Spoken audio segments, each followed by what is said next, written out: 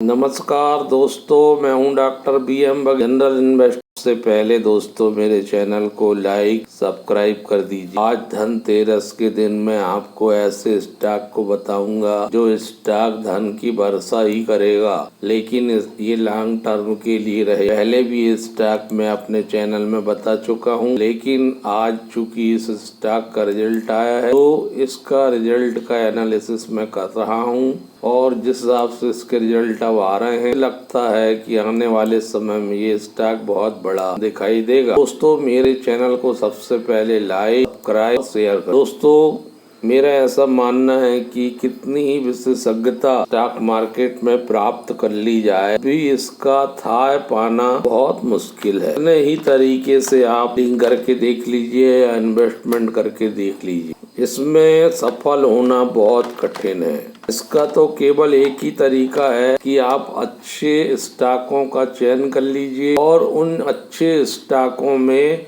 लंबी अवधि के लिए निवेश रहिए और निवेशित रहने के दौरान जब आपको पर्याप्त रिटर्न मिल जाए तो फिर स्विच कर लीजिए और स्विच करने के बाद ऐसे स्टॉक तलाशिए जहां बेहतर संभावनाएं। तो Jindal poly investment finance company के स्टॉक की चर्चा हमने कुछ समय पहले की थी,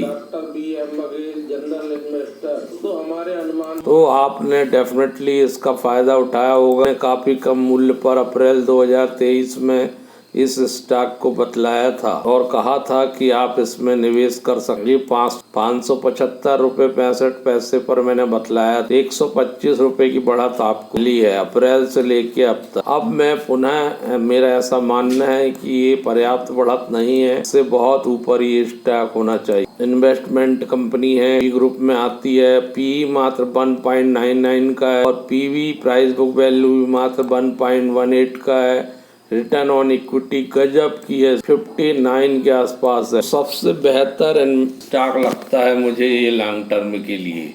फेस वैल्यू 10 रुपए का है, मार्केट कैप 733 करोड़ का है। दोस्तों ज्यादा भटकने की आवश्यकता नहीं है स्टॉक मार्केट। आप केवल जिंदल ग्रुप को कि मैं जिंदल ग्रुप में ही निवेश करूं, जिंदल ग्रुप के जब स्टॉक नीचे दिखाई दे, कम मूल्य पर दिखाई दे या जब मार्केट करेक्ट हो तो आप जिंदल ग्रुप शेयर में ही लगा सकते हैं। इधर उधर आंकड़ों शेयर में प्रयोग करेंगे ज्यादा सफलता नहीं मिली। जिंदल सा एक बहुत बढ़िया स्टॉक है, हमने 100 रुपए में बताया था, आज 500 रुपए हो गया। जिंदल स्टील है, JSW एनर्जी है, जिंदल वर्ल्ड वाइड है, जिंदल ड्रिलिंग है, इनमें से आप और जिंदल होल्डिंग है, JSL है, जिंदल स्टेनलेस स्टील वाला, इनमें से आपको थोड़ा थोड़ा करेक्शन में इकट्ठा करते जाएं। ये नामी ग्रामी ग्रुप है दोस्तों स्टॉक मार्केट के। शेयर अगर नीचे आएंगे तो ऊपर भी जाएंगे। जिंदल स्टेनलेस वाला स्टॉक मैंने 100 रुपए में बतलाया था, 99 रुपए, इसी चैनल में आप सर्च कर लीजिए और मैंने कहा था कि ये बहुत ऊपर जाएगा, 400 से ऊपर है और ज्यादा समय नहीं, 1 साल पुरानी बात है। 1-1.5 जिंदल इन्वेस्टमेंट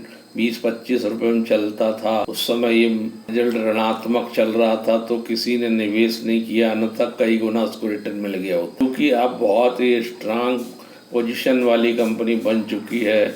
तो अब इसमें प्रकार की कोई डर की वाली बात। अगर हम देखें इस बार जो आई है वो 7.46 करोड़ है और पिछले क्वार्टर में 7.37 करोड़ थी और पिछले साल इसी अवधि में 731.88 करोड़ थी।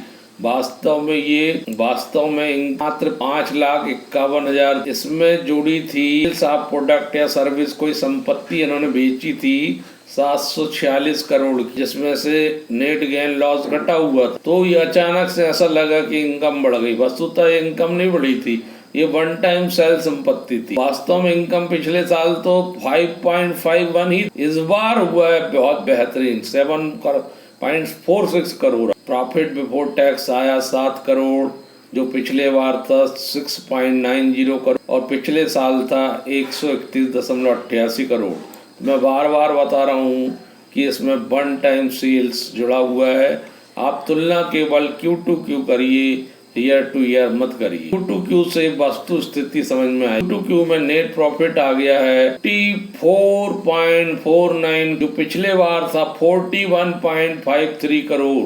और पिछले साल था 53.96 करोड़। ये अचानक से इसलिए प्रॉफिट बढ़ जाता है कि प्रॉफिट बिफोर टैक्स के बाद इसमें share of profit and loss associate and joint venture की इनकम भी जोड़ दी जाती है। इस बार ज्वाइंट वेंचर की इनकम 48 करोड़ है, पिछले बार 35 करोड़, पिछले इसी साल की अवधि में कुछ भी नहीं। तो जो ज्वाइंट वेंचर है इनका उससे लाभ हो रहा है। और ईपीएस आया है 51 रुपये 84 पैसे, पिछले क्वार्टर में था 39 रुपये 52 पैसे, पिछले साल माइनस में था 5.20। दोस्तों अर्धवार्षिक रूप से जब हम देखते हैं, अर्धवार्षिक तुलना करें, वार्षिक तुलना होगी, वो 91.35 रुपये आया। पिछले बार की अर्धवार्षिक में 69.25 रुपये था। 21 रुपये जो है ईपीएस बढ़ के आया है। बहुत बेहतरीन रिजल्ट है कंपनी का 6 मंथली, और इससे ऐसा लगता है कि ये स्टॉक बहुत ऊपर जाएगा इस तिमाही में। बारोइंग में देखते हैं, अदर देन डेप्ट सिक्योरिटीज में 26 करोड़ है।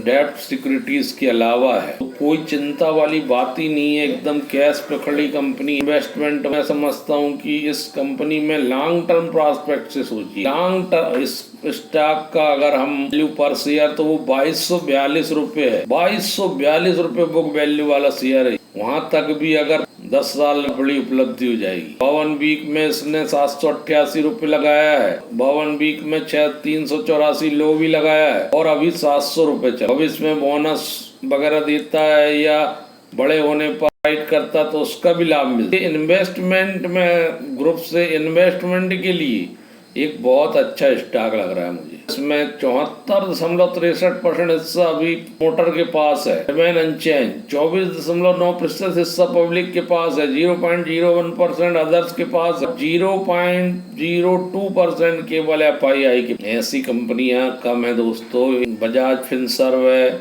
HDFC AMC है, AB कैपिटल है, निपॉन है इनके पी, लेकिन इसका स्वभाव अलग है। NSE BSE दोनों में ही। और इनकी 2022 में 1861 करोड़ वार्षिक इनकम, जो 2023 में 3105, तेजी से वृद्धि हो रही इसकी आय। फिर ये बहुत बड़ा स्टॉक जब बन जाएगा तो फिर 1-1, 2-2 खरीदेंगे। इससे पहले अभी 1-1, 2-2 करके इकट्ठा कर, बड़े बनने से वो बड़ा बने तो आपके पास भी उसका रिटर्न के रूप में एक हिस्सा है। तो जिंदल पॉली इन्वेस्टमेंट पर ध्यान दीजिए लोग दोस्तों। धन्यवाद।